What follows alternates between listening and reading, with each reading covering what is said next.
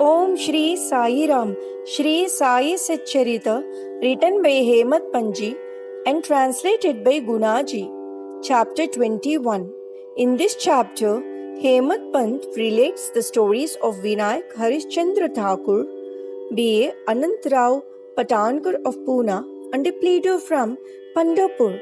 All these stories are very interesting, which, if very carefully read and grasped, will lead the readers on to the spiritual path. It is a general rule that it is our good luck in the form of accumulation of merits in past births that enables us to seek the company of saints and profit thereby. In illustration of this rule, Hemadpant gives his own instance. He was a resident magistrate of Bandra, a suburb of Bombay, for many years. A famous Mohammedan saint named Pir Maulana was living there, and many Hindus, Parsis, and many others who followed different religion used to go to him and take his darshan. His Mujawar, that is priest by name Inas, pressed Hemadpant many a time, night and day, for going to see him, but for some reason or other he was not able to see him. After many years, his turn came and he was called to Shirdi, where he was permanently enlisted in Sai Baba's Darbar. Unfortunate fellows do not get this contact of the saints. It is only the fortunate ones that get it. Institution of saints. There have been institution of saints in this world from time immemorial. Various saints appear, that is, incarnate themselves in various places to carry out the missions allotted to them, but though they work in different places, they are, as it were, one. They work in unison under the common authority of the Almighty Lord and know full well what each of them is doing in his place and supplement his work where necessary. An instance illustrating this is given below.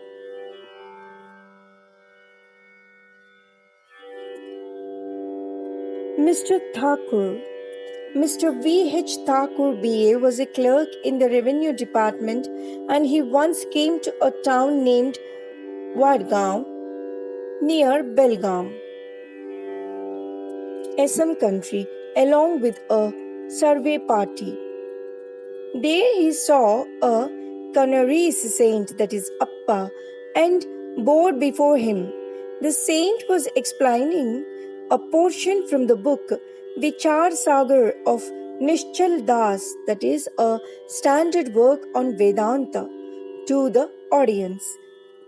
When Thakur was taking his leave to go, he said to him, "You should study this book, and if you do so, your desires will be fulfilled, and when you go to the north in the discharge of your duties in future, you will come across a great saint by your good luck, and then he will show you the future path and give rest to your mind and make you happy." Then he was transferred to Junnar, where he had to go by crossing Nane Ghat. This ghat was very steep and impassable, and no other conveyance than a buffalo was of use in crossing it. So he had to take a buffalo ride through the ghat, which inconvenienced and pained him much. Thereafter, he was transferred to Kalyan on higher post, and there he became acquainted with Nana Sahib Chandorkar. He heard much about Sai Baba from him and wished to see him. Next day, Nana Sahib had to go to Shirdi, and he asked Thakur to accompany him. He could not do so, as he had to attend the Thana civil court for a civil case. So Nana Sahib went alone. Thakur went to Thana, but there the case was postponed. Then he repented for not accompanying Nana Sahib. Still, he left for Shirdi, and when he went there, he found that Nana Sahib had left the place the previous day. Some of his other friends, whom he met there, took him to Baba. He saw Baba, fell at his feet, and was overjoyed. His eyes were full of tears of joy, and his hair stood on end. Then, after a while, the omniscient Baba said to him, "The path of this place is not so easy as the teaching of the Canaries Saint Appa or even as the buffalo ride in the Nane Ghat. In the spiritual path, you have to put in your best exertion as it is very difficult." When Thakur heard these significant signs and words, which none else than he knew, he was overwhelmed with joy. He came to know that the word of the Canaries saint had turned true. Then, joining both hands and placing his head on Baba's feet, he prayed that he should be accepted and blessed. Then Baba said, "What Appa told you was all right, but these things have to be practiced and lived. Mere reading won't do. You have to think and carry out what you read, otherwise, it is of no use. Mere book learning without the grace of the Guru and self realization is of no avail."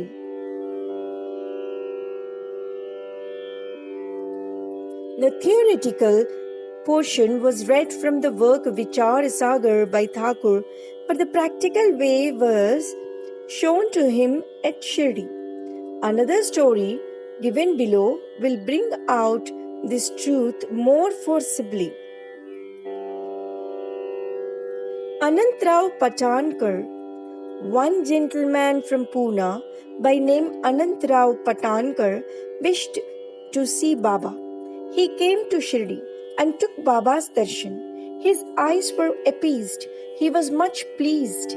He fell at Baba's feet and after performing proper worship said to Baba, "I have read a lot, studied Vedas, Vedants and Upanishads and heard all the Puranas, but still I have not got any peace of mind. So I think that all my reading was useless. Simple, ignorant, devout persons are better than myself. Unless the mind becomes calm, all book learning is of no avail. I have heard from many people that you easily give peace of mind to so many people by your mere glance and playful word. So I have come here. Please take pity on me and bless me." Then Baba told him a parable, which was as follows.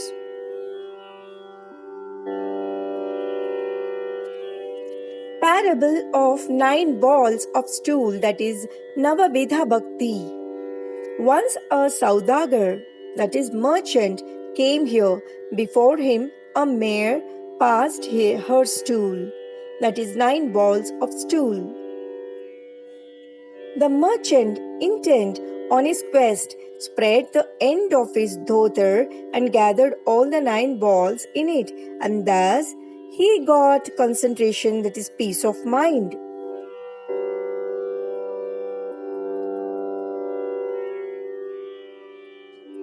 Mr. Patankar could not make out the meaning of this story, so he asked Ganesh Damodar alias Dada Kelkar,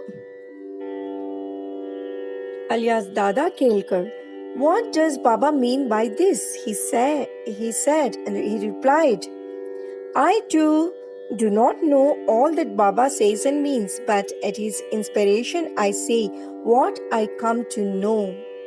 The mare is God's grace, and the 9 balls excreted, or the 9 forms or types of bhakti, that is Shravana.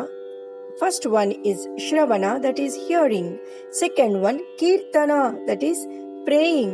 Third one, Smarana, remembering. Fourth, Padasevana. resorting to the feet. Fifth, Archana, that is worship. Sixth one, Namaskara, that is bowing. Seventh, Dasya, that is service. Eighth, Sakhyatva, that is friendship. Ninth, Atmanivedana, that is surrender of the self. These are the 9 types of bhakti.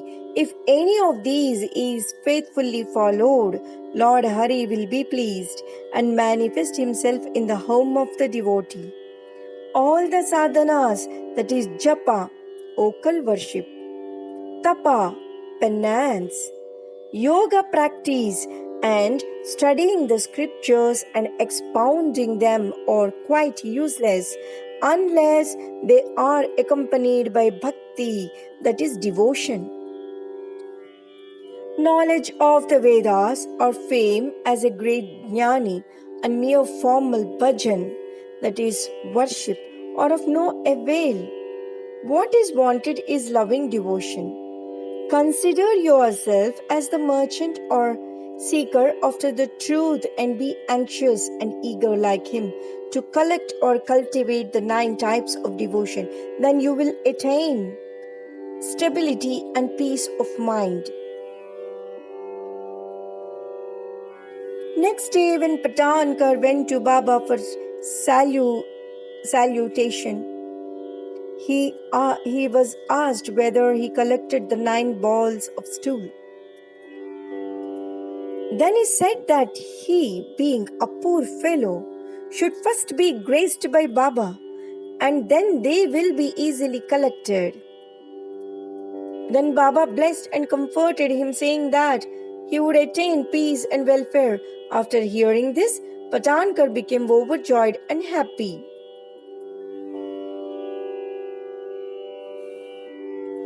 The Pandharpur pleader. We shall close this chapter with short story showing Baba's omniscience and his using it for correcting people and setting them on the right path.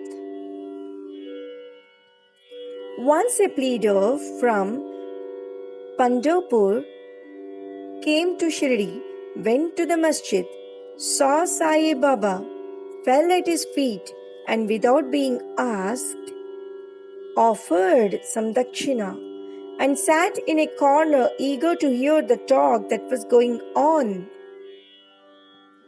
Then Baba turned his face towards him and said, "How cunning the people are! They fall at the feet, offer dakshina, but inwardly give abuses behind the back. Is not this wonderful?" This cap or remark fitted the pleader and he had to wear, that is, take it. None understood the remark.